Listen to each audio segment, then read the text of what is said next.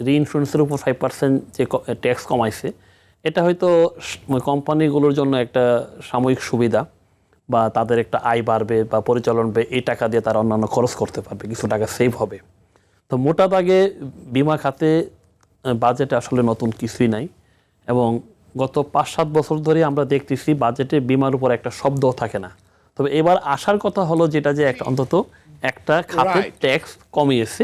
এই জন্য খুব এটাকে মানে এবার যে উনি 6 বার বিমার কথা উল্লেখ করেছেন, মানে বহু বছর পর আমরা দেখলাম। জি জি জি, আমি সেটাই বলতেছি। এটাকে কি ইতিবাচক হিসেবে আপনি দেখছেন কিনা? অবশ্যই আমি এটাকে ইতিবাচক হিসেবে দেখছি, যে আগের কয়েকটা বাজেটে বিমা শব্দটা ওইভাবে উচ্চারিত হয় নাই, বা তো সেই ক্ষেত্রে আমি বলবো আগের বাজেটগুলোর তুলনায় এটা বেটার। তবে বাজেটে তারা আরো কিছু দিতে পারতো, যে সবচেয়ে যে বিষয়টা অবহেলিত হয়েছে ওই বিষয়টা নিয়ে বাজেটে কোনো কিছু বলা নাই। কোন বিষয়টা?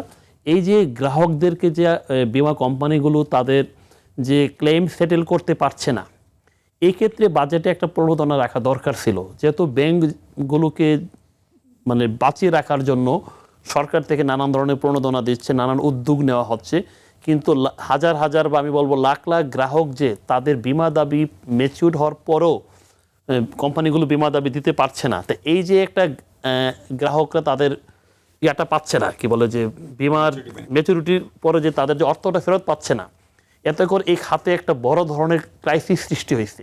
সুতরাং এই খাতটাকে বাঁচিয়ে রাখার জন্য এই বাজেটে গভর্নমেন্ট যদি একটা অর্থ প্রণোদনা দিত, যে আমি 2,000 কোটি টাকা বা 5,000 কোটি টাকা একটা বরাদ্দ দিলাম, যারা বিমা দাবিগুলো সেটেল করতে পারছে না, পরবর্তীতে তারা এই টাকাটা বিভিন্নভাবে গভর্নমেন্ট অ্যাডজাস্ট করে নিত কোম্পানির সাথে, এটা একটা দরকার ছিল। আর তারপর আমি যেহেতু বলবো যে গভর্নমেন্ট যেহেতু যে 5% ট্যাক্স কমাইছে, পাশাপাশি গবাদি বিমা, পশু বিমা, মৎস্য বিমা, এই যে শব্দগুলো ব্যবহার করছে, এটা একটা খুবই ভালো দিক।